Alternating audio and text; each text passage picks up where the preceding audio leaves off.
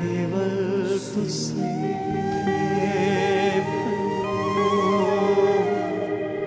और पीछे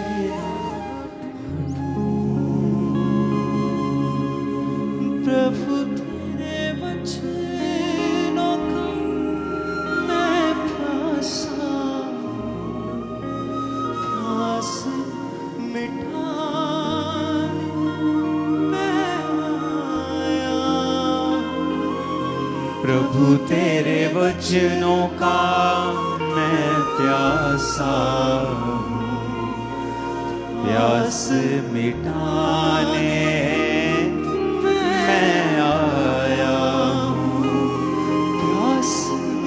प्यास मेरी बुझाना प्रभु तू, प्यास मेरी बुझाना प्रभु तू, करता हूँ मैं प्रार्थना। अपने हाथों को उठाओ। आज यहोवा परमेश्वर इस वचन के जरिए आप पर दया करे, आपके चेहरों को वो चमकाए और शैतान को शर्मिंदा करे। आपकी जिंदगियां आज आशीषित हैं यीशु मसीह के नाम में। जो भी काम आप करते हैं, जो भी बिजनेस आप करते हैं, जो भी जॉब आप करते हैं, जो फाइनेंशियल लाइफ आपकी है, आज आप खुदा के लिए समय को आपने निकाला है, आपने परमेश्वर को प्रथम स्थान दिया है। मेरा परमेश्वर आपके उन कामों के ऊपर, आपके हाथों के कामों के ऊपर बरकत दे। आपके काम, आपकी रसोइयां, आपके जीवन कभी खाली ना हो, बरकत से कभी खाली ना हो। आपके बच्चे परमेश्वर की राहों पर चलें। आपकी फैमिलीज का एटमॉस्फेयर आज से आत्मिक हो। प्रभु यीशु मसीह के सामर्थी नाम में हम मांगते हैं। जितनी हाथों में खुदा ने ताकत दी है उतनी हाथों से तारीफ कर दो खुदा। हालेलुया। जोर से तारीफ करो खुदा के नाम।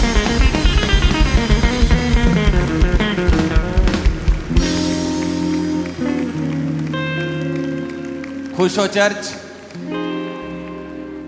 मैंने कहा कि आप खुश हो के नहीं?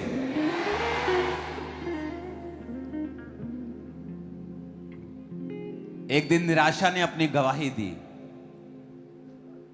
कहती मैं चर्च में गई और एंट्री करना चाहा लोगों की जिंदगियों में, और मैं उनमें चली गई जो निराश दिख रहे थे।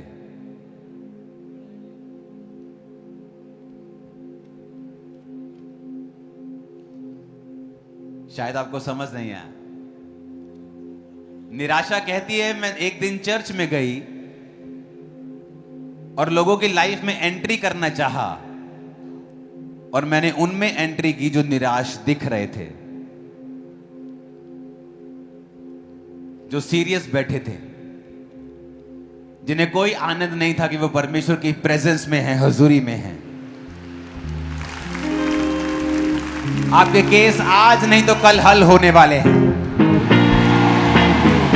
तो कल आनंद मनाने की बजाय जो कल मैं मनाऊंगा, आज आनंद मनाओ यीशु मसीह के नाम में। क्योंकि वो निराशा आज आपको खुश देखेगी और आपकी लाइफ में एंट्री ना कर पाएगी यीशु मसीह के नाम में। और रिसीव करो इस मसीह को यीशु मसीह के सामर्थी नाम में। आमीन।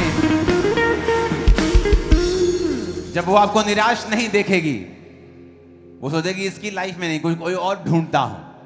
खंबरा चर्च में निराशा को एक भी व्यक्ति ना मिले आज, एक भी ना मिले यीशु मसीह के नाम में। जैसे ही आप यहां से घर वापस जाएं, सारी चीजें जो निराश करती हैं बदल चुकी हो यीशु मसीह के सामर्थी नाम में।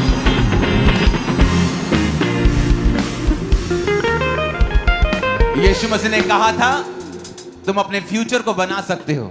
इस पुलपट में मुझसे कहा था इन लोगों को बोल ये अपने फ्यूचर को बना सकते हैं अपने शब्दों से। जब तक आप अपने शब्दों को इस्तेमाल नहीं करते, मैं आपके लिए अपने शब्दों को इस्तेमाल करता हूं। जब आप यहां से जाएंगे, आपके घरों में आपको निराशाएं नहीं दिखेंगी यीशु मसीह के नाम में। आपको काम दिखेगा, काम काम काम, मुझे काम करना है। आनंद दिखेगा यीशु मसीह के सामर्थी नाम में। और जितनी योजनाएं शैतान बना के बैठा है, सारी कैंसिल हो चुकी है यीशु मसीह के सामर्थी नाम में। आमीन। आप एक्स्ट्रा ऑर्डिनरी लोग हैं, खुदाबंद की आत्मा को पाए हुए। अभी तो परमेश्वर ने मूसा को अपना आत्मा उस तरह नहीं दिया था जिस तरह आपको दिया है। अगर जिसके पास आत्मा नहीं था उस तरह जिस तरह आपको दिया है, और उसने समुद्र को 2 भाग कर दिया, इमेजिन करो आप अपनी लाइफ में क्या नहीं कर सकते। क्यों उस वीजा के लिए चिंता करते हो? क्यों उस बीमारी के लिए चिंता करते हो? तुम्हारे अंदर वो आत्मा है जो मूसा के पास भी नहीं था। हालेलुया। खुदाबंद ने तुम्हें वो दिया है जो उसने मूसा को नहीं दिया। वो इंतजार कर रहा था यीशु मसीह का, वो इंतजार कर रहा था परमेश्वर का कि कब प्रभु यीशु मसीह आए, उसका इकलौता बेटा आए, और तब वो आत्मा तुम्हें दिया जाए। वो आत्मा तुम्हारे अंदर है।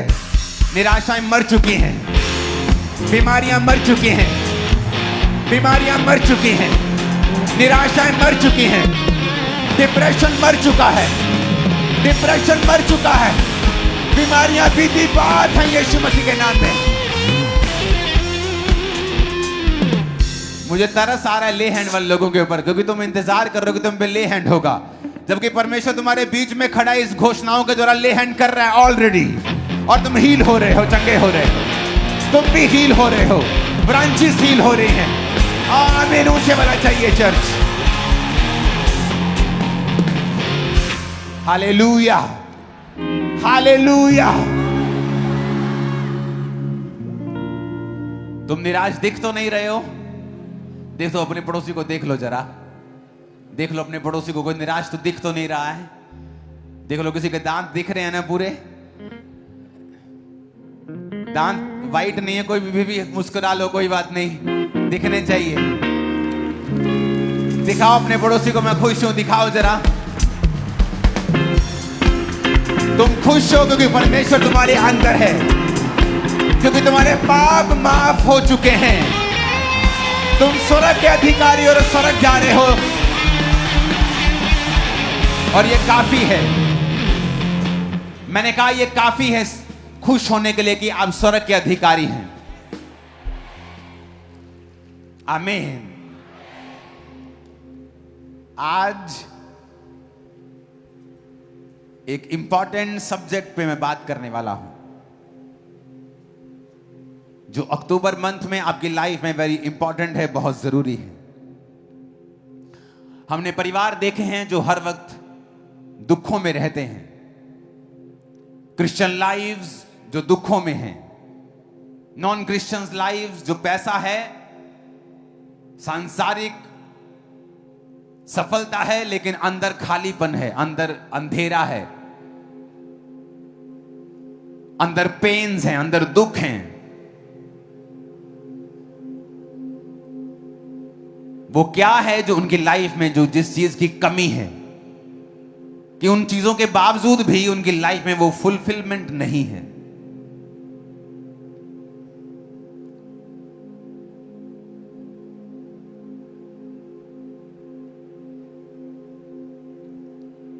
जब आप हिस्ट्री पढ़ते हैं,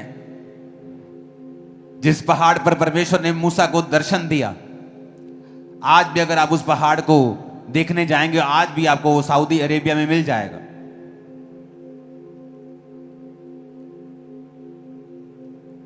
जहां पर नूह की औरत, लूत की औरत खंबा बन गई, वो आपको आज भी जगह मिल जाएगी। जहां नूह की किश्ती रुकी, आपको मिल जाएगी वो जगह। सब जगहें आपको मिल जाएंगी, लेकिन अदन के बाग को अब तक ढूंढा नहीं गया है, क्योंकि अदन का बाग जिस जगह पर परमेश्वर ने आदम को रखा था, वो कोई सिर्फ सांसारिक जगह नहीं थी। वो फिजिकल जगह नहीं थी, जैसे खामरा एक फिजिकल जगह है जहां हम और आप मिलते हैं हर संडे थर्सडे। हम रोज यहां बैठते क्योंकि परमेश्वर ने हमें एक जगह दी है। सब जगहें बाइबल में डिफाइन की गई हैं और आज भी वहां हैं। यीशु मसीह जहां जी उठे, आज भी आप जहां वहां जाके देख सकते हो। जहां लाजर को जिवाया गया, आज देख सकते हो। जहां पर पतरस की सास को चंगा किया गया, वो घर चर्च आज भी आप देख सकते हो। वो मटके जहां पर यीशु मसीह ने दाखरस बनाया, वो आज भी आप देख सकते हो। लेकिन अदन का बाग कहां है? कोई इसे आज तक डिफाइन नहीं कर पाया। जहां पर आदम को रखा गया था, परमेश्वर ने आदम को रचा और अदन के बाग में रख दिया। आज तक अदन का बाग कहां है, लोगों को मालूम नहीं। बड़े बड़े थ्योरी, पीएचडी, डबल पीएचडी, क्या सब पढ़ लिया, लेकिन आज तक मालूम नहीं कर पाए अदन का बाग कहां था। क्योंकि अदन का बाग सिर्फ एक सांसारिक प्लेस, एक फिजिकल प्लेस, एक शारीरिक प्लेस नहीं है। अदन का बाग परमेश्वर की हुजूरी था, परमेश्वर की प्रेजेंस थी, जहां से उसको एक्सेस था। उसके पास चाबी थी कि वो परमेश्वर की प्रेजेंस में कभी भी जा सकता है, उससे बात कर सकता है।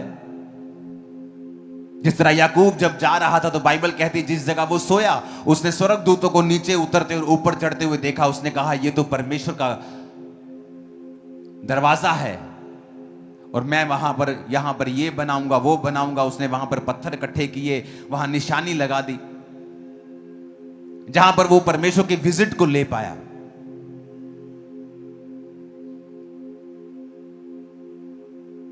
एक बड़ी इंपॉर्टेंट बात जो मैंने पढ़ी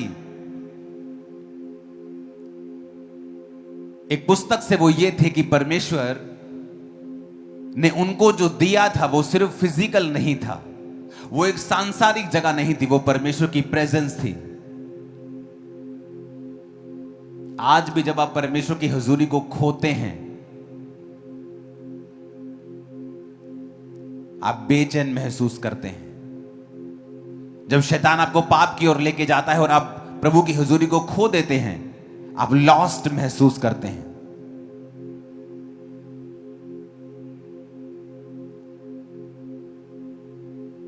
आप कुड़कुड़ाते हैं परमेश्वर के सामने, कंप्लेंट्स करते रहते हैं आप परमेश्वर के सामने।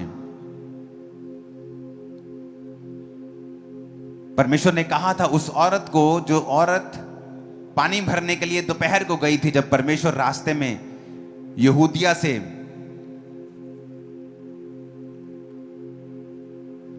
गलील जा रहे थे, तो सामरिया होकर परमेश्वर को जाना जरूरी था। यूहन्ना 4 तो लिखा वो सामरिया के एक नगर में आया, तो वहां पर कुएं के पास बैठ गया और एक औरत आई और जल भरने लगी दोपहर के समय।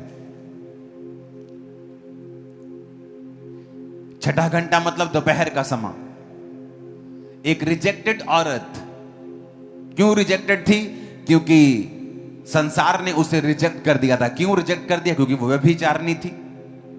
एक पति, दूसरा पति, तीसरा पति, चौथा, 5 पति। अभी छठे बंदे के पास रह रही, वो भी उसका पति नहीं, तो लोगों ने उसे रिजेक्ट कर दिया था। तो उसे वो सुबह सुबह औरतें पानी भरने के लिए जब जाया करती थी, तो वो औरतें उनको साथ नहीं लेके जाती थी, उसे गंदी औरत समझ कर छोड़ दिया जाता था। तो वो दोपहर के समय जब कोई पानी लेने नहीं जाता, जब धूप होती है, कोई घर से नहीं निकलता, उस एरिया में, जिस एरिया की मैं बात कर रहा हूं, तो वो दोपहर को पानी लेने जाया करती थी। और यीशु मसीह वहां बैठे हुए मिले और यीशु मसीह ने उससे कहा मुझे पानी पिला। तो वो बड़ी हैरान हुई कि तुम मुझसे पानी क्यों मांग रहे हो? मैं तो एक अन्य जाति औरत हूं और यहूदी जो है मुझसे कोई व्यवहार नहीं रखते हैं। और 10 आयत में यीशु ने उत्तर दिया, यदि तू परमेश्वर के वरदान को जानती और ये भी जानती कि वह कौन है जो तुझसे कहता है मुझे पानी पिला, तो तू उससे मांगती और वो तुझे जीवन का जल देता।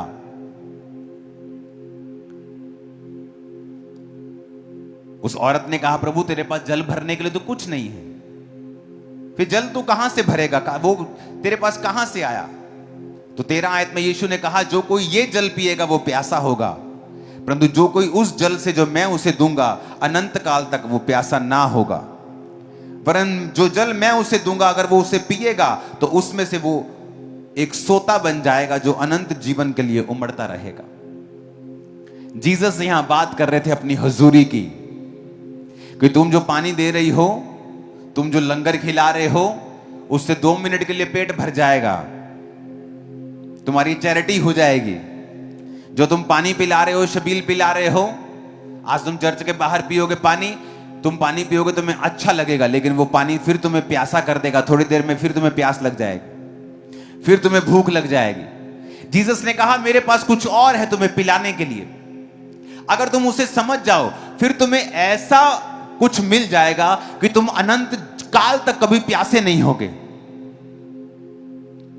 मैंने बड़े बड़े सेलिब्रिटीज को प्यासे देखा है, क्योंकि उनके पास शारीरिक सफलता तो आ गई है, लेकिन अंदर वो खाली हैं, अंदर वो वैक्यूम महसूस करते हैं, अंदर अभी तक वो फुलफिल नहीं महसूस करते, अंदर अभी तक खाली है, अंदर अभी तक बेचैन है।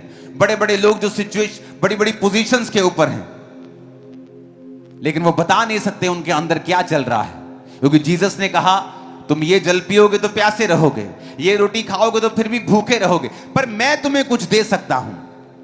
अगर तू जानती मैं कौन हूं और मैं तुम्हें अगर वो पानी पिलाता, जो जीवन का जल देता, तो कहता अगर मैं तुम्हें वो जीवन का जल पिला दूं तो तुम अनंत काल तक कभी भी प्यासे नहीं रहोगे।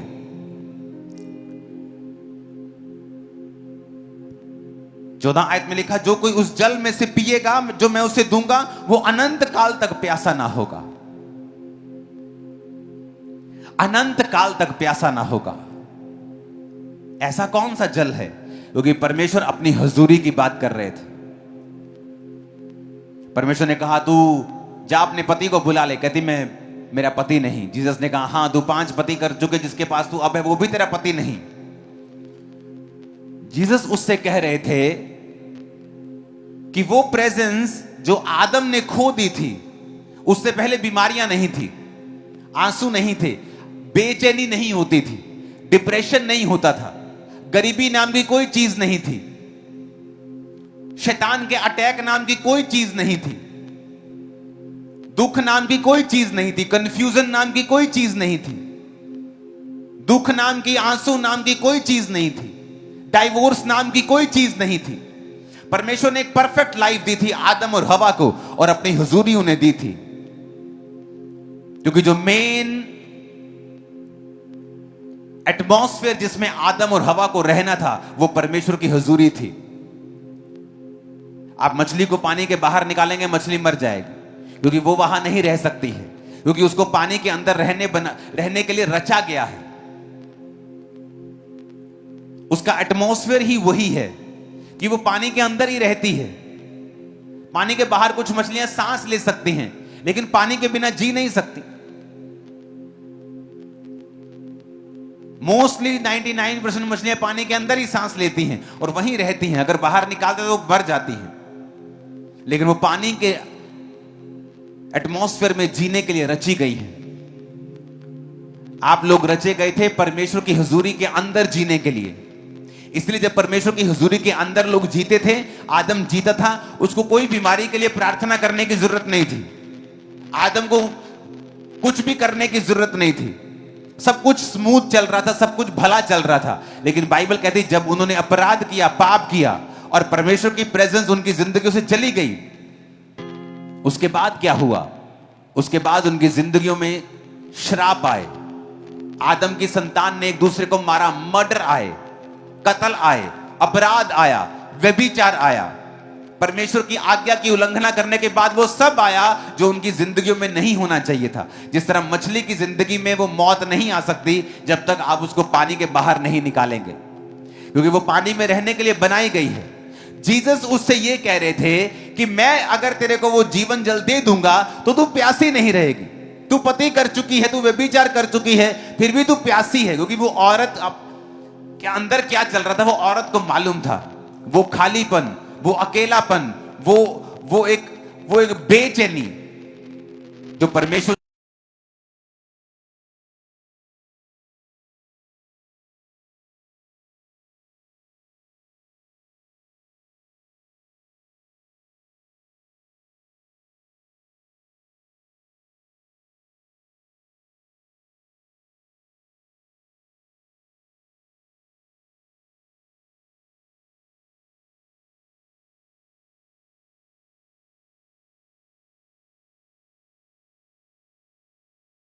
है।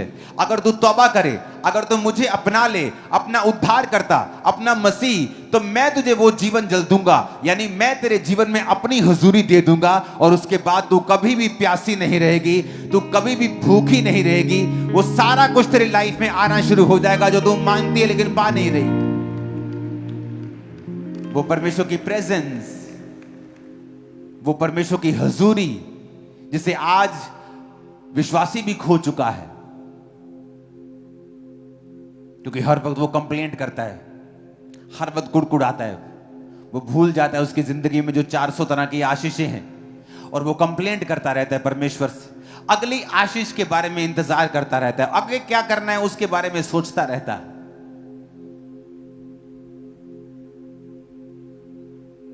जब आप सुबह उठे वर्शिप करें, और जब वर्शिप कर रहे हो तो थैंक्स गिविंग के साथ वर्शिप करें। ये मेरा एक्सपीरियंस है, मेरी लाइफ का पर्सनल एक्सपीरियंस है। वर्शिप करें, उसमें प्रार्थना याद आई तो प्रार्थनाएं मत करें, वर्शिप करें खुदाबंद की कि वो महान है। वो जैसा भी गीत आप लगा के वर्शिप कर रहे हैं या अपने होठों से कर रहे हैं, और थैंक्स करें परमेश्वर को। बाइबल कहती है वो तुम्हारी स्तुतियों के अंदर विराजमान है। कई बार आप परमेश्वर में होते हैं लेकिन फिर भी परमेश्वर की प्रेजेंस को आप अपनी जिंदगी में खो चुके होते हैं। आप क्रिश्चियन होते हुए भी उस प्रेजेंस को खो चुके होते हैं, डिस्ट्रैक्शन की वजह से, प्रार्थना ना करने की वजह से, बाइबल ना पढ़ने की वजह से। आप उसकी हुजूरी को आप खो चुके होते हैं, क्योंकि आप कंप्लेंट्स करते हैं, हर वक्त मरमर करते हैं, आप हर वक्त कुड़कुड़ाते हैं, इसलिए परमेश्वर की हुजूरी आपकी लाइफ में नहीं रहती। और परमेश्वर उससे कह रहा था कि अगर मैं तुझे वो पानी दूंगा ना जो जीवन जल है, तो फिर कभी भी प्यासी नहीं रहेगी, तू कभी भी प्यासी नहीं रहेगी। एक क्रिश्चियन होने के नाते परमेश्वर का आनंद, परमेश्वर की ताकत, परमेश्वर की ब्लेसिंग हमेशा आपकी लाइफ पर होनी चाहिए 24 घंटे। एक क्रिश्चियन होने के नाते आपके घरों में परमेश्वर का आनंद होना चाहिए। आज क्यों नहीं है? क्योंकि जहां परमेश्वर की हुजूरी नहीं होगी वहां ये चीजें नहीं होंगी। तो आपको कई बार वो एटमॉस्फेयर खुद भी बनाना पड़ता है। आप मछली लेके आते हैं बाजार से, तो आपको फिश टैंक रखना पड़ता है।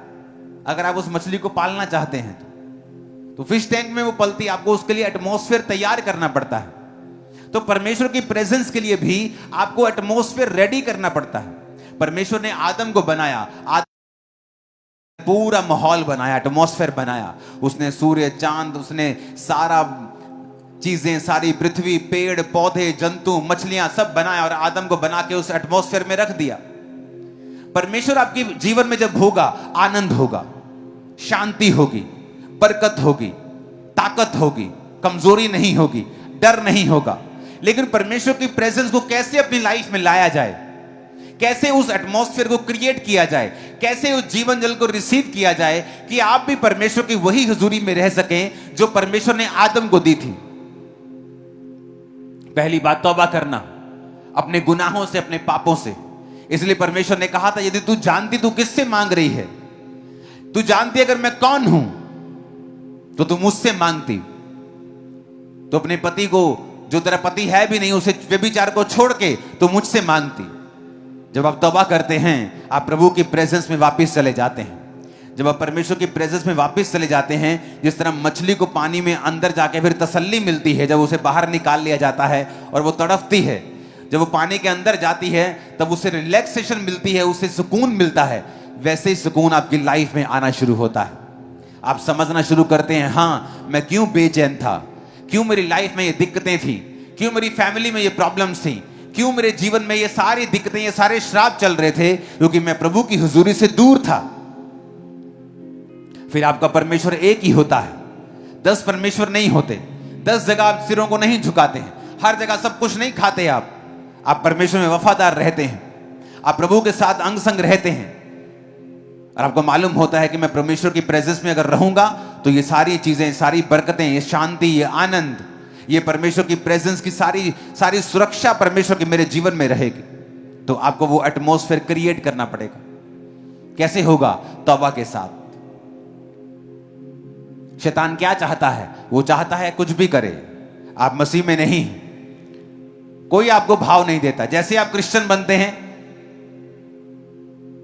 आपको सुंदर से सुंदर लड़की अप्रोच करती है, रीजन क्योंकि शैतान चाहता है आप उस प्रेजेंस से निकल आए, क्योंकि उस सुरक्षा के अंदर वो काम नहीं कर सकता, उस बाड़े के अंदर वो काम नहीं कर सकता। अय्यूब पर उसने कहा था कि परमेश्वर तूने इसके आसपास बाड़ा बना के रखा है, मैं इसको छू नहीं सकता। तौबा करने से आपकी लाइफ में परमेश्वर की प्रेजेंस फिर से रिस्टोर होती है। आप किसी प्रकार का पाप कर रहे हैं या प्रभु से दूर हैं, आप नहीं कह सकते आप तौबा कर चुके हैं, आप क्रिश्चियन हैं, अगर आप रोज 2.5 घंटे प्रार्थना नहीं करते हैं, आप 1-1.5 घंटा प्रार्थना, 1 घंटा बाइबल नहीं पढ़ते हैं, आप नहीं बोल सकते परमेश्वर की प्रेजेंस आपकी लाइफ में है। जब आप परमेश्वर की प्रार्थना करते हैं, जब आप तौबा करते हैं, तो परमेश्वर की हुजूरी आपकी लाइफ में आपको लिविंग, आपको जीवित महसूस होती है। जब आपको वो जीवित महसूस होती है, आपको मालूम होता है कि ओह, ये प्रॉब्लम का हल क्या है, मुझे किस तरह से आगे बढ़ना है। कंफ्यूजन्स दूर होना शुरू होती हैं। अपने बच्चे के लिए क्या करूं, कौन सा बिजनेस करूं, क्या करूं, कंफ्यूजन दूर होती हैं जैसे आप उसकी हुजूरी में जीना सीखते हैं, क्योंकि आपको परमेश्वर की प्रेजेंस में जीने के लिए ही क्रिएट किया गया था। आप अगर अपनी जिंदगी का पूरा आनंद लेना चाहते हैं तो आपको उसी प्रेजेंस में, उसी एटमॉस्फेयर में वापस आना पड़ेगा, नहीं तो तब तक आप बेचैन रहेंगे, तड़फते रहेंगे और कुछ भी हासिल नहीं होगा।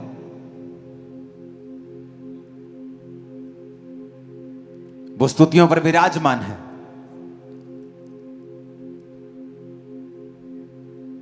स्वर्ग परमेश्वर का सिंहासन है, पृथ्वी उसकी चौकी है।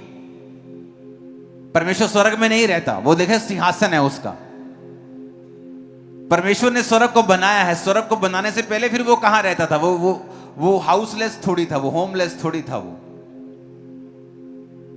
फिर वो कहां रहता था? बाइबल कहती है परमेश्वर स्तुतियों के बीच में विराजमान है। इसलिए परमेश्वर ने अपने चेलों को प्रार्थना करना सिखाया था कि जब तुम प्रार्थना करो, बोलो ऐ हमारे बाप तू जो आसमान में है, तेरा नाम पाक माना जाए। यानी जब तुम प्रार्थना शुरू करो तो वर्शिप शुरू करो।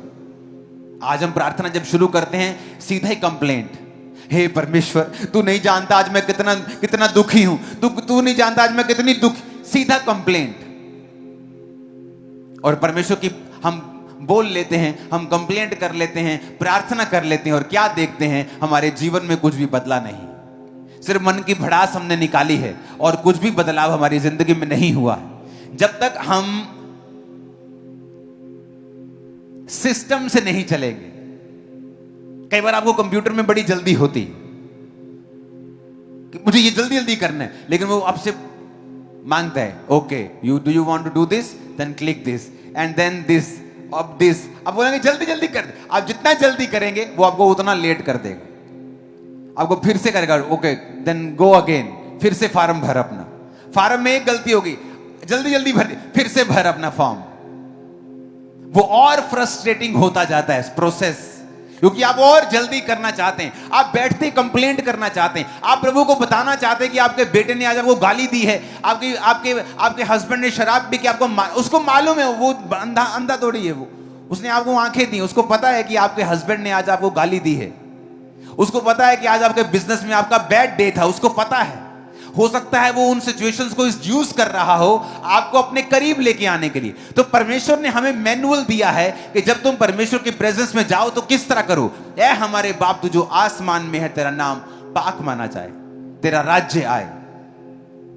तो जब वर्शिप में आप बैठेंगे, प्रार्थना में बैठेंगे, सबसे पहले चाहे दुखी हो सुखी हो, आप वर्शिप करें, प्रभु की वर्शिप करें, थैंक्स गिविंग के साथ, धन्यवाद के साथ लिखा मेरी हजूरी में आ। फाटकों में प्रवेश कर थैंक्स गिविंग के साथ, आंगनों में प्रवेश कर धन्यवाद के साथ, थैंक्स गिविंग के साथ, स्तुति करते हुए प्रवेश कर। और जैसे ही आप ऐसा करना शुरू करेंगे, आप नोटिस करेंगे परमेश्वर की जो प्रेजेंस है आपकी लाइफ में वापस आना शुरू हो गई। और ये मेन चीज होगी, main, this is the most important thing आपकी लाइफ में। आप अपने बिजनेस में हैं और आप 6 महीने से दुखी हैं, मैं क्या करूं परमेश्वर? आप क्रिश्चियन हैं, आप गुड मैन हैं, अच्छे आदमी हैं, फिर भी आप सफर कर रहे हैं। आप क्रिश्चियन हैं, गुड गर्ल, फिर भी आप सफर कर रही हैं अपनी बीमारी में। आपको सीखना पड़ेगा किस तरह से आपको बाहर आना है, इसको प्लेन करना। आपको सीखना पड़ेगा आपको कैसे बाहर आना है इन चीजों से। केवल प्रभु की हजूरी है जो आपको एक लेवल से आपको हायर लेवल पे लेके जा सकती है। सिर्फ प्रभु की प्रेजेंस है वो जो कर सकती है। आपको ये मालूम होना चाहिए।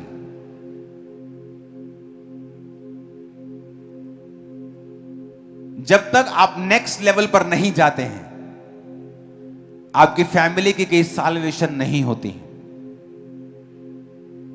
जब तक आप नेक्स्ट लेवल पे नहीं जाते हैं, बहुत सारी चीजें हैं जो आपकी लाइफ में प्रभु करना चाहता है, वो नहीं कर पाता है।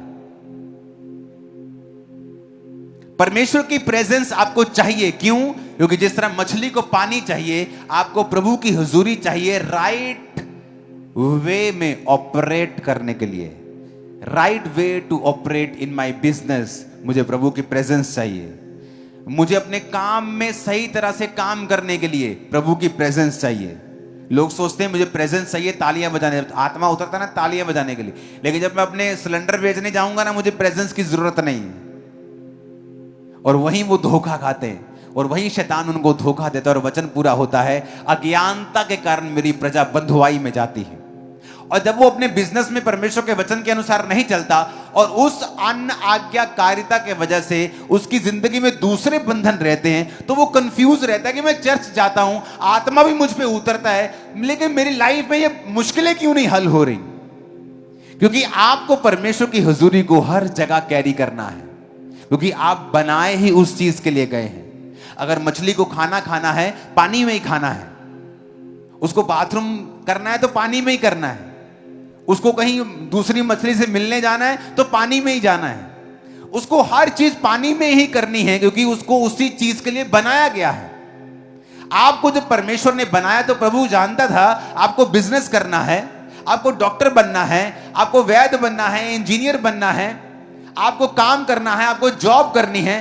तो उसने सब चीजें वो जानता था, इसलिए उसने एक एटमॉस्फेयर रेडी किया, परमेश्वर की प्रेजेंस का एटमॉस्फेयर, कि जिसमें रहकर आप सब चीजें ऑपरेट करेंगे और आपको कोई भी दिक्कत नहीं होगी।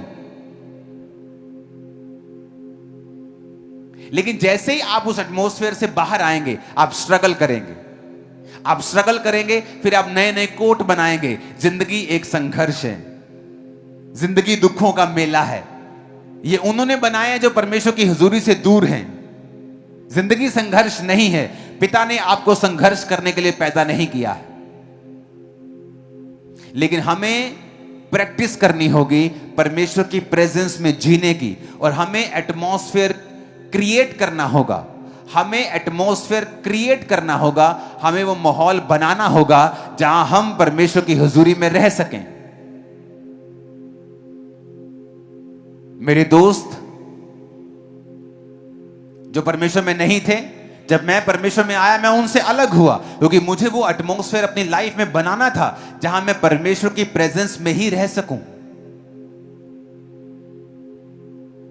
अगर मैं वो एटमॉस्फेयर, वो माहौल नहीं बनाऊंगा, तो मैं जानता हूं कि मुझे ही प्रॉब्लम होगी, क्योंकि परमेश्वर की प्रेजेंस में आपको राइट वे में डायरेक्शन मिलती है। आप शांत होते हैं, शांति आपके अंदर होती है, आनंद होता है। परमेश्वर आपको गाइड करता है, आपको बताता है किस तरह से अपनी लाइफ में चलना है। और जब वो प्रेजेंस आपके अंदर होती है, तभी आप समझ पाते हैं उस प्रेजेंस को, जिसके बिना आप कुछ नहीं कर सकते हैं। उसको, उस एटमॉस्फेयर को बनाने के लिए सबसे पहला काम है कन्फेशंस। अपने पड़ोसी को बोलो अंगीकार करना।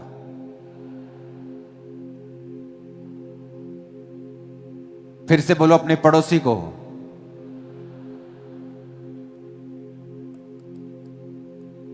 ओके, बोलो अंगीकार करना। फिर से इसका रबड़ भी ऑन करना। सेकंड, अपने पड़ोसी को बोलो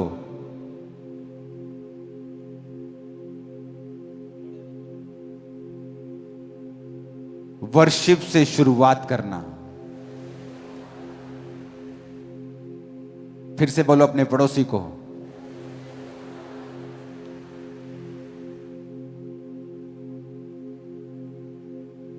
और धन्यवाद देना। फिर से बोलो अपने पड़ोसी को। जब आप परमेश्वर के प्रेजेंस को पाना चाहते हैं अपनी लाइफ में, ऐसा कोई पाप नहीं होना चाहिए जो आपने अंगीकार नहीं किया है, या आप जानबूझ के जिस पाप में रह रहे हैं, अगर आपकी लाइफ में वो है, आप लाखों चंदा देने वाले हों, करोड़ों चंदा देने वाले हों, चर्च में ऊंची आवाज में आमीन बोलने वाले हों, कोई काम नहीं आने वाला वो आपके। कन्फेस करना, जब आप प्रार्थना में जाएं तो कभी भी गलती ना करें कि जाते ही कंप्लेंट करके, जाते राशन लिस्ट की तरह परमेश्वर को अपनी राशन लिस्ट दे दें। कभी ऐसा मत करें।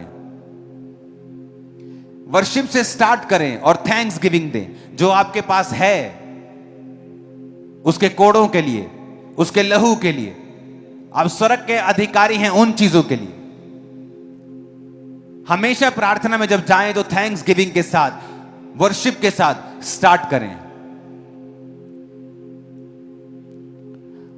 प्रार्थना करें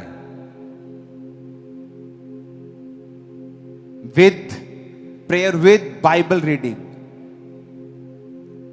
मैंने उन लोगों को हमेशा बैलेंस देखा है जो प्रार्थना और बाइबल इकट्ठी करते हैं। जब उन्होंने बाइबल पढ़ी तो प्रार्थना करते हैं, जब प्रार्थना पढ़ी उसके बाद बाइबल पढ़ते हैं। ये बेस्ट कॉम्बिनेशन है।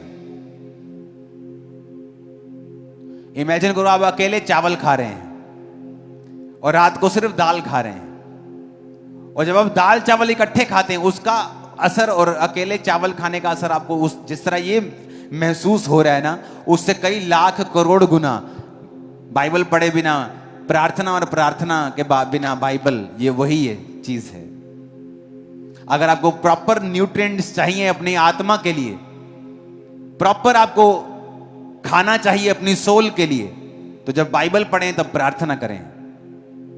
जब प्रार्थना कर रहे हैं उसके बाद बाइबल पढ़ें, एंड में फिर प्रार्थना करें, एंड में फिर वर्शिप करें। वर्शिप से शुरुआत करें, वर्शिप से एंड करें। ऊंची आवाज से बोलो हालेलुया।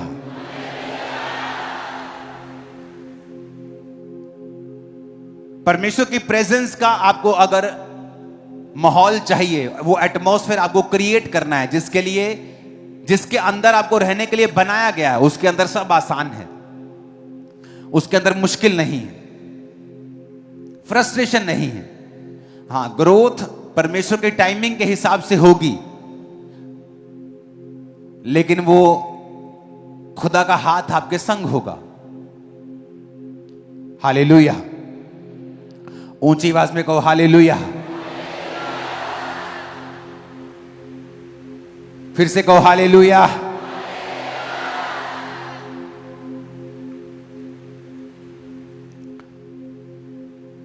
अगर आपने एटमॉस्फेयर को नहीं बनाया, इमेजिन करो आप अपने घर में हैं और 24 घंटे आपके घर में टीवी चल रहे हैं, 24 घंटे आपके घर में टीवी ऑन है। मैंने विश्वासी देखे 24 घंटे टीवी ऑन है, उनके उनके उनके जो लॉबी है वहां टीवी ऑन है हर टाइम। कभी वहां कलर्स चल रहा है, कभी वहां सोनी चल रहा है, एवरी टाइम। आपको लगता है परमेश्वर की हुजूरी वहां रहेगी? आप कोई प्रोग्राम देख रहे हैं और जैसे आपको लगता है कि नहीं ये प्रोग्राम गलत है, आप उसे बंद कर दें कि नहीं ये मैसेज गलत जा रहा है मेरे स्पिरिट के अंदर, क्योंकि आपको परमेश्वर की प्रेजेंस उस माहौल में रहना है। और शैतान का यही काम रहता है कि आपको उस माहौल से बाहर निकाला जाए, उस प्रेजेंस से आपको बाहर निकाला जाए। आप 10 दोस्तों में खड़े हैं और गाली चल रही है और गलत मजाक चल रहा है और लड़कियां छेड़ी जा रही हैं, आप परमेश्वर की प्रेजेंस को खो रहे हैं और आपको मालूम नहीं, क्योंकि परमेश्वर के आने की आवाज आती है, जाने की आवाज नहीं आती। और शैतान को पता है कि ये प्रेजेंस ही है जो आपको आगे लेके जाएगी, आपको सुरक्षित रखेगी। आपकी सुरक्षित रहने का जो आपकी इंश्योरेंस है ना, जो आपकी इंश्योरेंस है वो परमेश्वर की हुजूरी है। आपकी गाड़ी का एक्सीडेंट हो ना हो, चाहे 10 साल ना हो, अगर खरोंच लग गई, अगर टेल लाइट टूट गई, अगर वो 50,000 की है, तो इंश्योरेंस वाले इंश्योरेंस मांगेंगे, नहीं है तो पे करना पड़ेगा।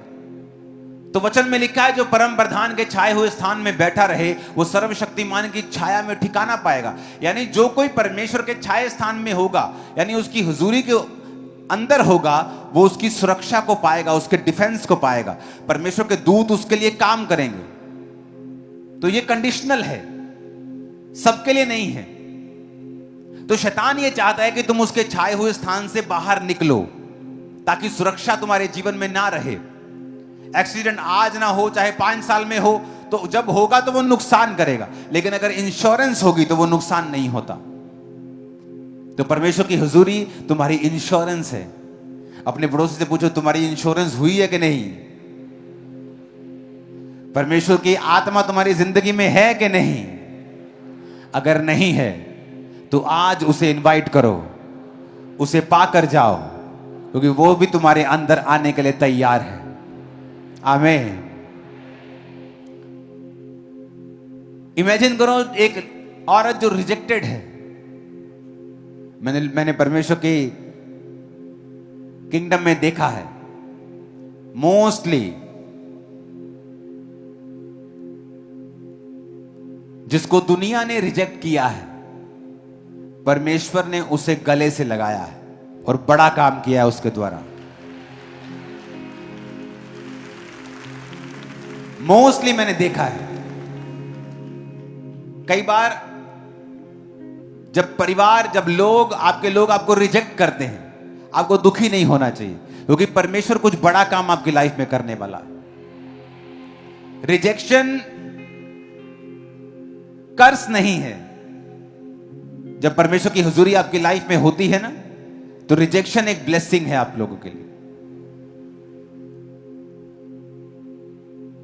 अपने पड़ोसी को फिर से कहो, अंगीकार करना है, वर्शिप से स्टार्ट करना है और उसको धन्यवाद देना है, प्रार्थना करनी है और बाइबल साथ ही पढ़नी है। आमीन, आमीन। फास्टिंग करनी है, चौथा।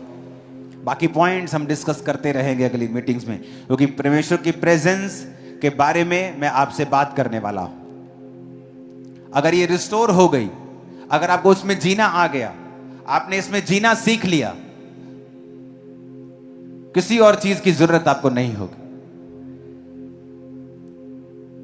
ये मोस्ट इंपॉर्टेंट चीज है आप लोगों के लिए। अगर आपको शरीर के काम तंग करते हैं, व्यभिचार तंग करता है, पाप तंग करता है, गंदी आदत तंग करती है, फास्टिंग करो। अपने शरीर को अंडर सब्जेक्ट, एक अथॉरिटी के नीचे लाओ। अपने शरीर को बताओ कि तुम इसके बंधे हुए नहीं हो। तुम इसको वो खाने को नहीं दोगे जो ये मांग रहा है, वो देखने को नहीं दोगे जो ये देखने के लिए मांग रहा है। तुम उसको अथॉरिटी के नीचे लेके आओगे, और फास्टिंग उसमें हेल्प करती है। जो तुम्हारी परमेश्वर की इच्छाएं हैं, फास्टिंग हेल्प करती है कि तुम उन आत्मिक इच्छाओं को परमेश्वर में पूरा कर सको। फास्टिंग हेल्प करती है कि उन इच्छाओं को जो परमेश्वर ने तुम्हारे अंदर डाली हैं अपनी ही डिवाइन विल से, और तुम भी उन्हें पूरा करने की आशा रखते हो, तो फास्टिंग आपकी हेल्प करेगी कि आप उन इच्छाओं को पूरा कर सके जो परमेश्वर ने आपके हृदय में अपनी मर्जी से रखी हैं। उसकी वजह से आपका शरीर जो आपका साथ नहीं देता, प्रार्थना करने का मन नहीं करता, प्रार्थना करने समय डिस्ट्रैक्शन फील होती है, आप जब फास्टिंग करेंगे आप इन बंधनों को तोड़ सकते हैं। अपने पड़ोसी को बोलो, अंगीकार कर, माहौल बना, वातावरण बना, एटमॉस्फेयर बना, तबा कर, वर्शिप से शुरुआत कर और धन्यवाद परमेश्वर को दे। प्रार्थना कर, बाइबल पढ़ और फास्टिंग कर। आमीन।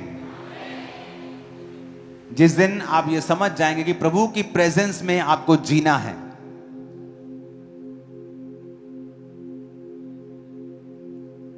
मैंने आपको कहा था कि क्यों जीसस क्राइस्ट की लाइफ में जब मरियम ने कहा कि बेटा कुछ कर, दाखरस कम हो गया, क्योंकि वो जानते थे कि ये मिरेकल करता है।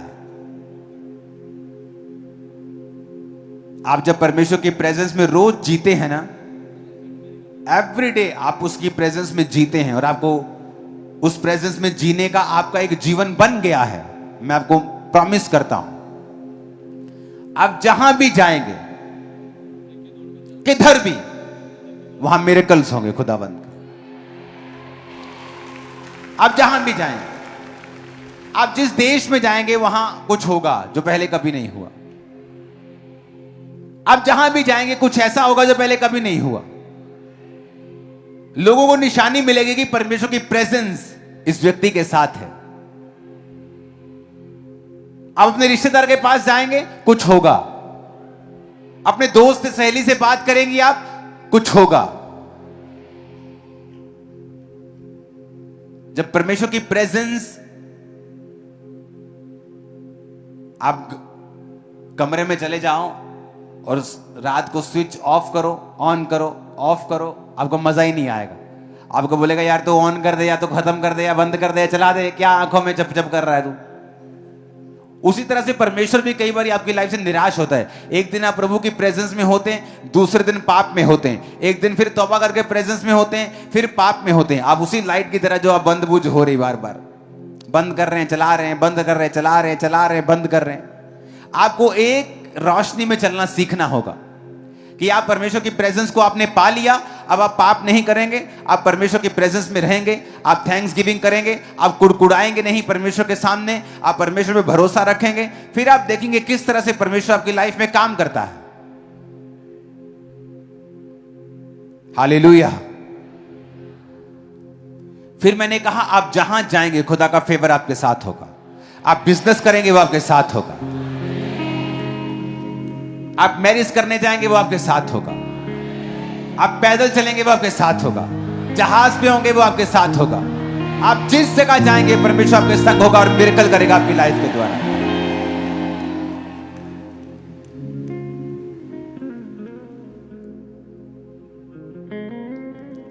हालेलुया। तैयार हो उसकी प्रेजेंस में जीने के लिए? आज पास्टर्स उसकी प्रेजेंस के बिना है। Visit visit visit visit visit visit visit, prayer की नहीं, विजिट ही करते रह गए, या तो प्रेयर ही करते रह गए, लोगों को ध्यान ही नहीं दिया। हमें बैलेंस रखना परमेश्वर ने सिखाया है। हालेलुया। जब परमेश्वर की हुजूरी आपकी लाइफ पे नहीं होगी, मूसा जानता था कि परमेश्वर की प्रेजेंस को वो कैरी करता है।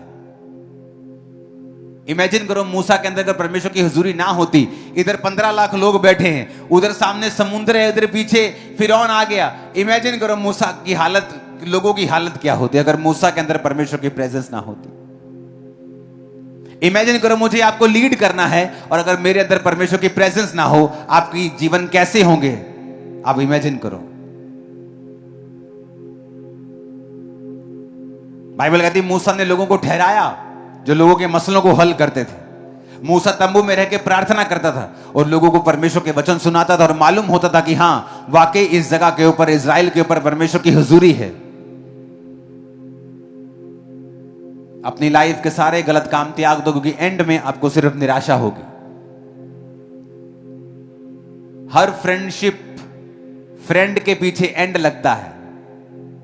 वो कितना मर्जी पक्का क्यों ना हो, उसके पीछे एंड लगता है। एक फैमिली के पीछे एंड नहीं लगता।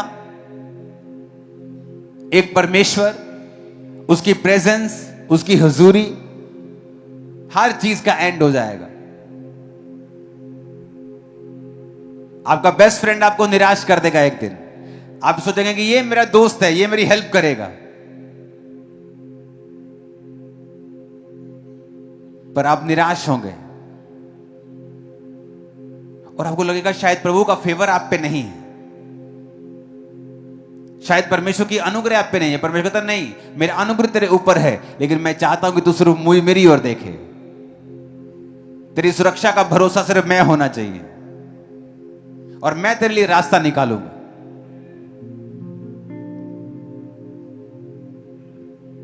क्योंकि हर फ्रेंड का एक एंड है। मेरे भी फ्रेंड हैं मिनिस्ट्रीज में, पर मेरा भरोसा मेरे परमेश्वर के ऊपर है अब, क्योंकि फ्रेंड का एंड जरूर है। तो वो फ्रेंडशिप जिसके कारण आप परमेश्वर के प्रेजेंस के साथ कॉम्प्रोमाइज कर रहे हो, एक दिन श्योरली 100% मेरी बात को लिख लो, आपको निराश करेगा और आपका टाइम वेस्ट करेगा। कि आपने अगर आज परमेश्वर के वचन को सुनकर माना होता, तो वो 5 साल, वो 10 साल आप निराशा में जो आपने वेस्ट कर दिए, एक आदमी के पीछे लग के, एक औरत के पीछे लग के, एक रिलेशनशिप में जो नहीं थी सही, आप 10 साल बाद कहेंगे काश मैंने पहले सुना होता, काश मैंने पहले माना होता, सुन तो लिया था। अपने हाथों को उठाओ, कहो खुदाबंद मैं अंगीकार करता हूं। ये नीचे क्यों बैठे?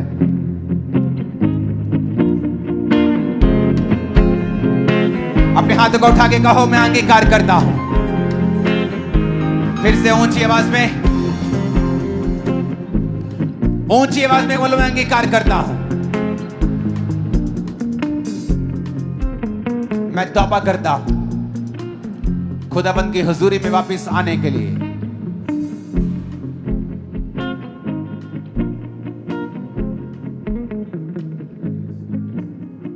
सब जन खड़े हो जाओ।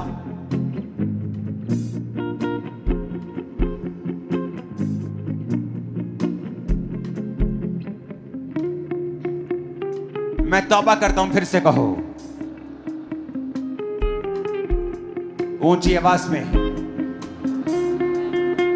बोलो अपने गुनाहों को अपने मनों में, अपने दिलों में, अपने मुंह से, और तौबा करो।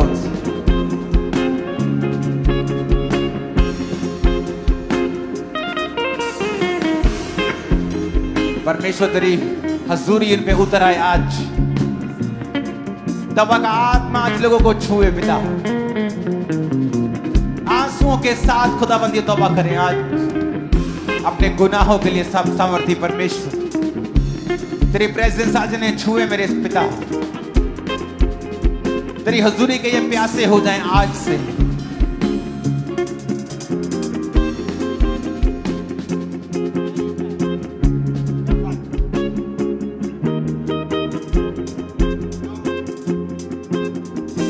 रूह में बढ़ता जाऊंगा, गीत सना के गाऊंगा।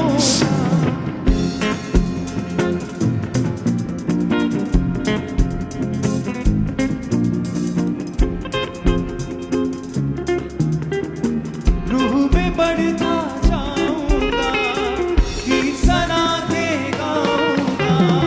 रूह में बढ़ता जाऊंगा, गीत सना के गाऊंगा। रूह सच्चाई से मैं महिमा तेरी गाऊंगा। रूह सच्चाई से मैं महिमा तेरी गाऊंगा। फिर से कहो मैं तौबा करता हूं परमेश्वर, मुझे माफ कर, मुझे माफ कर, अपनी हजूरी मुझे दे। अपने पापों का नाम लेके अपने हाथों को उठा के तौबा करो। वो नशे हो सकते हैं, व्यभिचार हो सकता है, दूसरों को पूजना हो सकता है, वो कुछ भी हो सकता है। किसी को माफ ना करना हो सकता है, किसी के लिए दुश्मनी रखना हो सकता है, चोरी करना हो सकता है। याद रखो प्रभु की प्रेजेंस अगर नहीं है, तुम अपने आप को बहुत बड़ा धोखा दे रहे हो। अपने हाथों को उठा के खुदा से कहो परमेश्वर आज मैं अपने पापों का अंगीकार करता हूं, पापों का अंगीकार करती हूं। मेरे खुदावन तेरी सना मैं जिंदगी भर गाऊंगा। मेरे खुदावन तेरी सना मैं जिंदगी भर गाऊंगा। क्योंकि जिंदा खुदा है तू मेरा, जिंदा खुदा है तू मेरा। क्योंकि जिंदा। फिर से कहो परमेश्वर मैं तौबा करता हूं, अपने गुनाहों की तौबा करता हूं। जितने लोग आज खुदावंद की आत्मा को पाना चाहते हैं, तौबा कर ली है जिन्होंने आज, और अपना जीवन परमेश्वर को दे दिया है, और उन्होंने परमेश्वर के सामने अंगीकार किया है कि प्रभु आज से मैं तेरी हुजूरी में जीऊंगा। वो अपने हाथों को उठाओ, सिर्फ वही लोग, ये सारे नहीं होंगे, कुछ लोग होंगे जिन्होंने आज तौबा की है और वो प्रभु की हुजूरी में जीना चाहते हैं। हाथों को हिलाना जरा। आप सब लोगों ने तौबा की है कि आज, फिर तो आगे बुलाना मुश्किल हो जाएगा। उठाओ अपने हाथों को। सब नहीं, जिन लोगों ने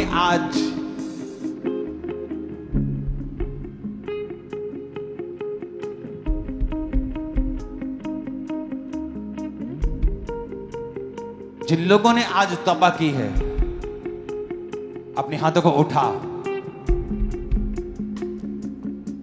बाकी लोग आंखों को बंद करके उनके लिए प्रार्थना करेंगे, परमेश्वर तेरी हुजूरी आज इनकी लाइफ में रिस्टोर हो, वापिस आए।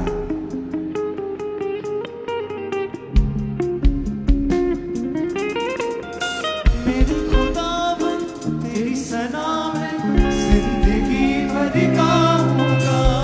मेरे खुदावन तेरी सना में जिंदगी भर गाऊं, क्योंकि जिंदा खुदा है तू मेरा, जिंदा खुदा है तू मेरा, क्योंकि जिंदा खुदा है तू मेरा, जिंदा खुदा है तू मेरा। अपने हाथों को उठा के कहो, पिता मैं माफी मांगता हूं और तेरी हुजूरी में आता हूं। मेरे गुनाहों को क्षमा कर और आज से मैं उस प्रेजेंस में, एटमॉस्फेयर में, उस वातावरण में रहूंगा जो मेरे लिए बनाया गया है।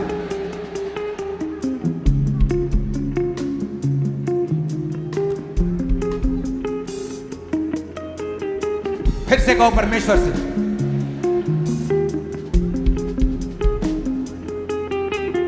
फिर से कहो अपने हाथों को उठा के, आज से मैं उस हजूरी में वापस आता हूं। ऊंची आवाज में कहो खुदाबंद से, ऊंची आवाज में कहो, मैं वापस आती हूं परमेश्वर, मुझे माफ कर दे तेरी हुजूरी से दूर रहने के लिए। फिर से कहो परमेश्वर से, मुझे माफ कर खुदा बाप।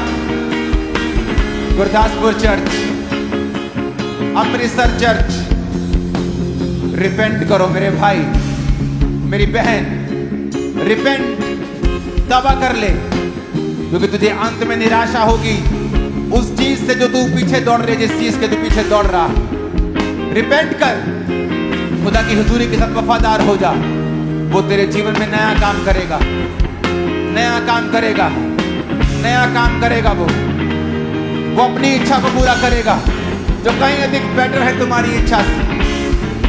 अपने हाथों को उठा के बोलो, परमेश्वर मैं तौबा करती हूं, तौबा करता हूं, मुझे माफ कर, तेरी हुजूरी मेरी जिंदगी में आए।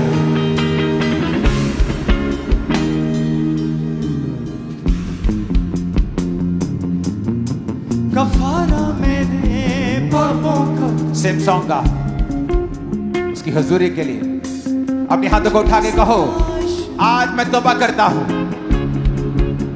नाम लो उस पाप को और बोलो, मैं इसे त्यागता हूं। रिसीव करो होली गोस्ट फायर उस पाप में दोबारा न जाने के लिए।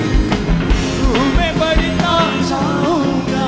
रिसीव करो होली गोस्ट फायर उस पाप में दोबारा ना जाने के लिए। आमीन। ऊंचा आशीष तुम्हारी है चर्च। कैसे ही हालातों में महिमा तेरी गाऊंगा, कैसे भी हालातों में महिमा तेरी गाऊंगा। फिर से कहो, परमेश्वर आज से मैं प्रार्थना करूंगा, बिना कंप्लेंट किए वर्शिप से शुरुआत करूंगा, बाइबल पढ़ूंगा, रोजों को रखूंगा। अपने हाथों को उठा,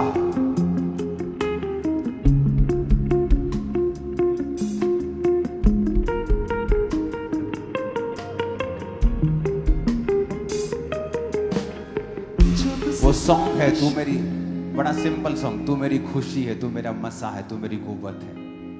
आता है। तू मेरी खुशी है, तू मेरा मसा है, तू मेरी कुव्वत है, तू मेरी खुशी, तू मेरा मसा। इस सॉन्ग को आप नाच कर गाएंगे और याद रखो, नाचना जीवित चर्च की निशानी है। बिना इसको रोकना मुर्दा की निशानी है। मैं आपको तुमको आत्मा में बता रहा हूं, क्योंकि शैतान नहीं चाहता तुम परमेश्वर के आनंद में जियो, उसकी प्रेजेंस में जियो और उसकी वर्शिप करो। इस सॉन्ग में नाचो, झूमो और गाओ और खुदाबंद की प्रेजेंस तुम्हारी लाइफ में रिस्टोर हो गई है आज।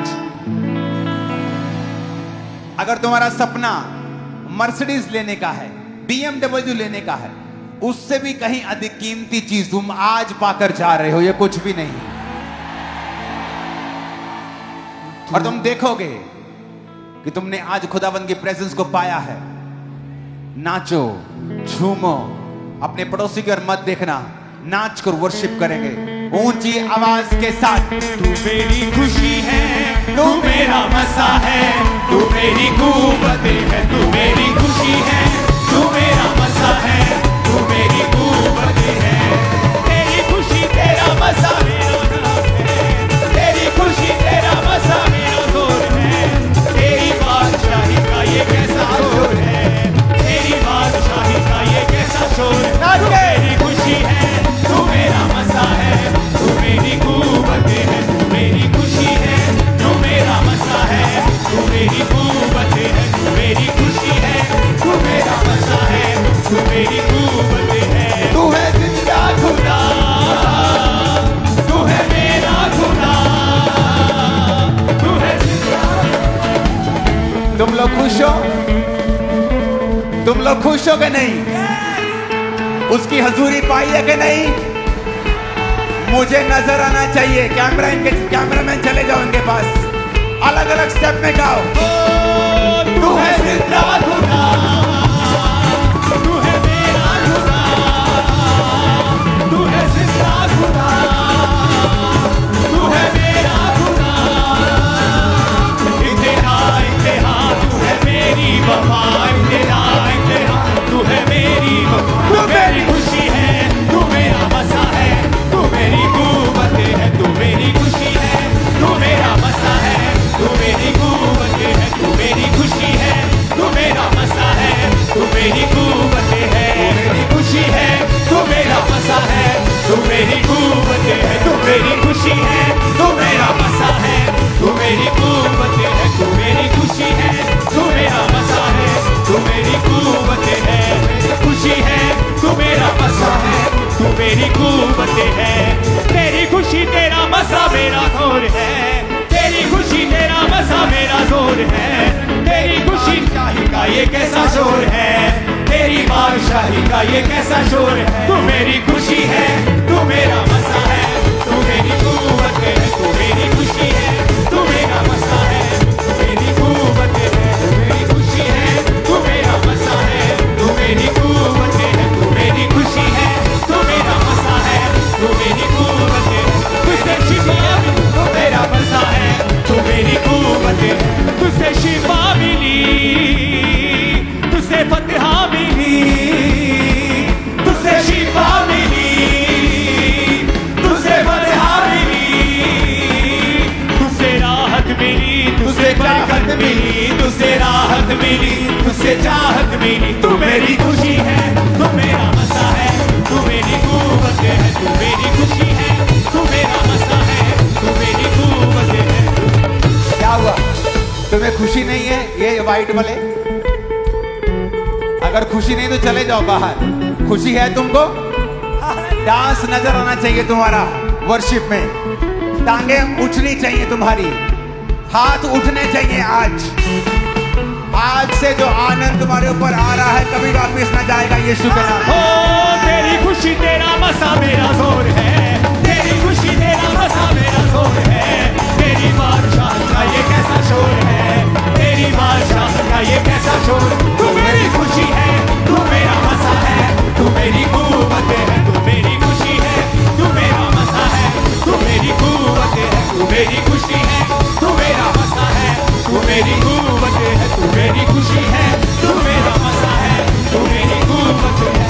खुशी है, तू मेरा मज़ा है, तू मेरी कुव्वत है, तू मेरी खुशी है, तू मेरा मज़ा है, तू मेरी कुव्वत है, तू मेरी खुशी है, तू मेरा मज़ा है, तू मेरी कुव्वत है, तू मेरी खुशी है, तू मेरा मज़ा है, तू मेरी कुव्वत है, तू मेरी खुशी है, तू मेरा मज़ा है, तू मेरी कुव्वत है, तू मेरी खुशी है, तू मेरा मज़ा है, तू मेरी कुव्वत है, तू मेरी खुशी है, तू मेरा मज़ा है, तू मेरी कुव्वत है, तू मेरी खुशी है, तू मेरा मज़ा है, ऊंची आवाज में बोलो हालेलुया, मेरी खुशी है, तू मेरा मज़ा है, तू मेरी कुव्वत है, साथ बात कहो हालेलुया। कलीसिया बोलेगी हालेलुया, सिर्फ कलीसिया कहे हालेलुया, सिर्फ कलीसिया बोले हालेलुया। ऐसा हालेलुया बोलो शैतान की जड़ें हिल जाए आज। Hallelujah, hallelujah.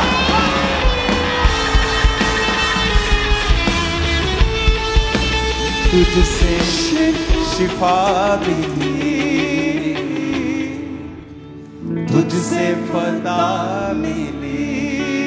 अपने हाथों को उठा के बोलो, तुझसे राहत मिली, तुझसे चाहत मिली, तुझसे राहत मिली, तुझसे चाहत मिली। तू मेरी खुशी है, तू मेरा मज़ा है, तू मेरी कुव्वत। खुदा बाप तेरा शुक्र करते हैं, तेरी हुजूरी जो आज इनकी जिंदगियों में आई है, तेरी प्रेजेंस जिसके साथ आज से ये वफादार रहेंगे और कभी सेम ना होंगे। यीशु मसीह के नाम में आमीन हो जाए। आशीष हमारी, आमीन हो जाए। मैंने कहा ये आशीष हमारी है।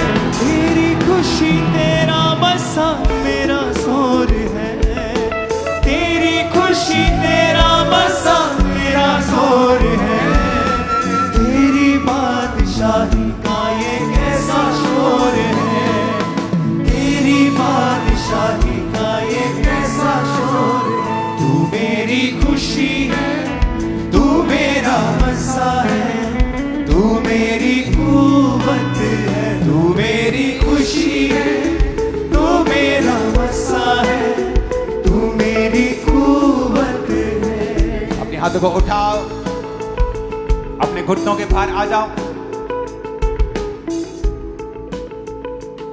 बोलो, आज से सबसे कीमती चीज मेरी जिंदगी में खुदावंद की हुजूरी होगी। मैं इसे कभी ना खोऊंगा। प्रभु यीशु मसीह के सामर्थी नाम में मांगते हैं, आमीन हो जाए। आशीष हमारी, आमीन हो जाए। आशीष हमारी है। अपने हाथों को उठाओ। ये वचन, ये गवाहियां जो आप सुनेंगे, आपकी जिंदगी में 100 गुना फलों को लेके आए। अंधकार की शक्तियां इन गवाहियों को, इन वचनों को आपकी लाइफ से चुरा ना सके। यीशु मसीह के नाम में हम मांगते हैं। तारीफ करो जितनी ताकत है हाथों में यीशु मसीह के नाम की। हालेलुया।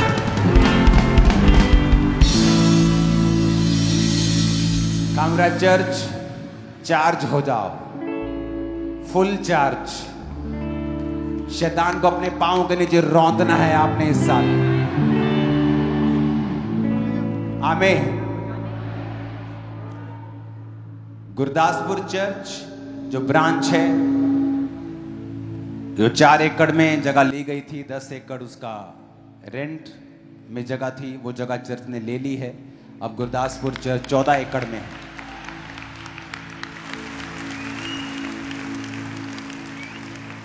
मेरा बिलीव है बाकी सब जगहों के ऊपर, बहुत सारी जगहों पर रेंट पे खेत हैं, और यहां पर भी काम सुपर फास्ट स्पीड से शुरू होने वाला है, क्योंकि ऑफिस कंप्लीट होने वाला है, उसकी ओपनिंग होने वाली है। बाइबल कॉलेज की तरह वो भी कंप्लीट होकर एक प्रोजेक्ट फिनिश हो जाएगा। लेकिन उसके संग संग इस हॉल को भी ऑडिटोरियम बना दिया जाएगा, इसे एसी कर दिया जाएगा। तो सारे कामों को करने के लिए आपको मालूम है कितने एफर्ट्स, फाइनेंसेस, पैसों की, ताकत की, बुद्धि की जरूरत होती है। तो आपको प्रेयर करनी है, अपने बीजों को अगले 3-4 महीने आपको जितना आप बो सकते हैं हाईएस्ट अपने बीजों को बोना है, क्योंकि अब लगातार ये काम हो रहे हैं। 14 अक्टूबर 15 अक्टूबर को प्रेयर माउंटेन की बिग हीलिंग सर्विसेज हैं ऑनलाइन।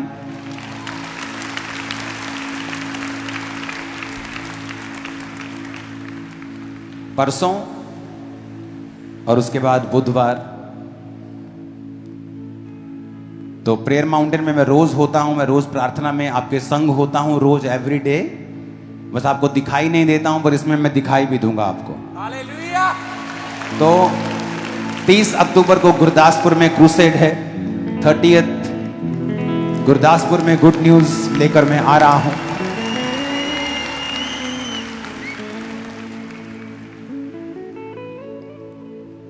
उसके बाद मैं अमेरिका में भी शायद दोबारा मुझे जाना पड़े, कुछ इनविटेशंस हैं कुछ बड़े लोगों की तरफ से।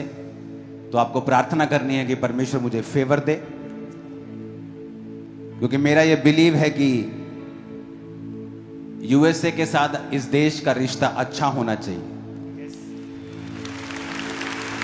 क्योंकि वो ऐसे देश हैं जिनके बिना अभी उस कंडीशन में आना जरूरी है कि,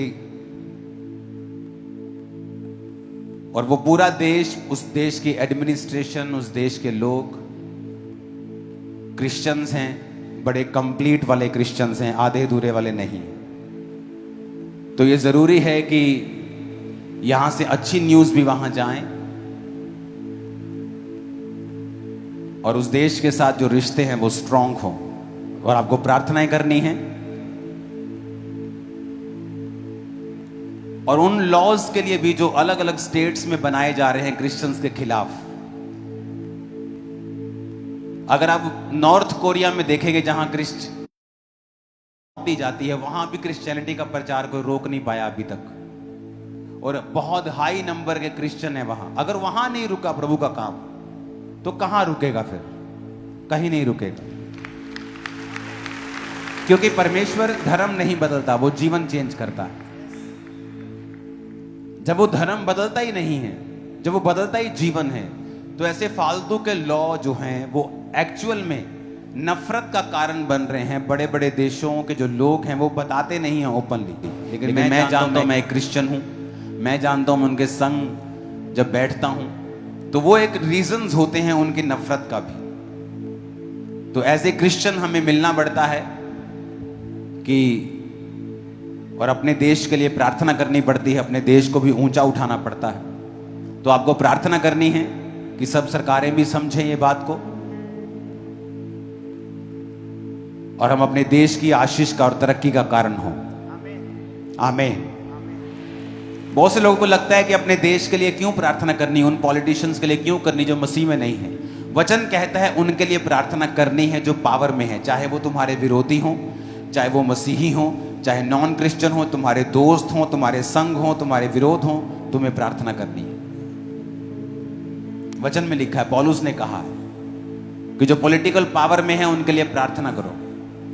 तो हमें प्रार्थना करनी ही करनी है। हालेलुया। तो इन चीजों पर आपने, जो मैंने आपको प्रेयर पॉइंट्स दिए हैं, जो काम बढ़ गए हैं चर्च में कंस्ट्रक्शंस के चीजों के, अब चीजें कंप्लीट होने पे हैं, अब उद्घाटन होंगे चीजों के। तो आपको यह समझना है कि आपके बीज राइट जगह पर जा रहे हैं और बड़े काम कर रहे हैं। मैंने देखा है कि जब फॉरेन से कोई क्रूसेड करने के लिए आता था तो बताते कि हमारे $2 मिलियन लगे हैं, हमारे $1.5 मिलियन लगा है, $1 मिलियन, 8 करोड़ रुपए लगा है, 9 करोड़ रुपए लगा है। और उस क्रूसेड पे कितने 25,000 लोग हैं, 40,000 लोग हैं, 50,000 लोग हैं। और पंजाब में मैं क्रूसेड कर रहा हूं, अगर अक्टूबर महीने में मान लो हम गुरदासपुर में कर रहे हैं, अमृतसर में कर रहे हैं, लाखों लोग वहां होते हैं। और कितने में क्रूसेड कर देते हैं हम? इतने कम पैसों में आप इमेजिन नहीं कर सकते, क्योंकि चर्च खर्चा उठा लेती है। 25, 30, 50 लाख में हम क्रूसेड कंप्लीट कर देते हैं। कि वो पैसा जो आप परमेश्वर की हजूरी में बो रहे हो, कितने लोगों के बचाने का कारण बन रहा है आज, और उसके लिए परमेश्वर आपको बरकत देगा। आज परमेश्वर का हार्ट इसलिए भी हमारे लिए बंद है क्योंकि हमारे हार्ट परमेश्वर के लिए बंद है। हमें लगता है चर्च के पास है, कोई बात नहीं है, कर लेंगे। आज मेरे पास जितना है मैं उतना कर रहा हूं। आज भी कुछ साउंड किराए पे है, क्योंकि अगर अपना लेंगे तो 2-3 करोड़ का और ऐड करना पड़ेगा, उसके लिए मुझे बाकी चीजों को रोकना पड़ेगा, वो मैं रोक नहीं सकता। तो इस तरह से काम करना पड़ता है। इस सोमवार को, परसों, कल मंगलवार से पहले 12 कैमरे नए खरीदने जरूरी है। क्या करें? 50-60 लाख का सिर्फ खर्चा जो आपको दिखाई भी नहीं देगा। लेकिन हर संडे इस बात के लिए बताना भी मैं जरूरी नहीं समझता हूं। मैं सोचता हूं कि अगर परमेश्वर ने मुझे खड़ा किया तो वो इंतजाम भी करेगा। कई बार बताना मैं जरूरी इसलिए समझता हूं कि वो दर्शन आप भी समझे जो परमेश्वर ने इस चर्च को दिया है। हालेलुया। आपकी ऑफरिंग मैं देखता भी नहीं हूं, कैसी है आपकी ऑफरिंग। एक बड़ी टीम है, इन हाउस सीए हैं, आउटसाइड इन हाउस टीम्स है जो गिनती हैं, बैंक्स में देती हैं, वैसे ही पैसा जैसा आता है उतना ही पैसा बैंक में जाता है, क्योंकि सब काम पक्के के होते हैं। वहां से मेरे पास चेक आते हैं, चेक साइंस होते हैं, चेक किए जाते हैं, अमाउंट चेक की जाती है, लोग चेक किए जाते हैं। इस तरह से चर्च में काम होता है।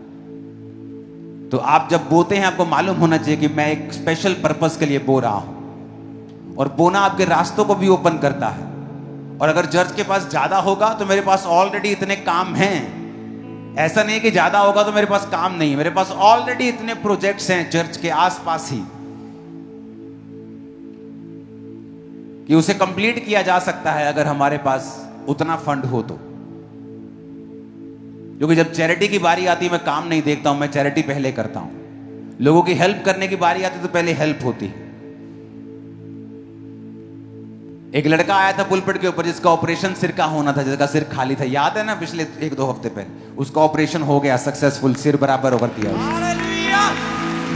ऐसे हजारों काम हो रहे हैं चर्च में, लेकिन आपको नजर नहीं आएंगे। आप तो भूल चुके होंगे उस बात को भी, 2-3 हफ्ते पहले की थी वो। आप तो आपके तो दिमाग में नहीं होगा, लेकिन हमें कह के उसे करना पड़ेगा, और वो लाखों रुपए का खर्चा है।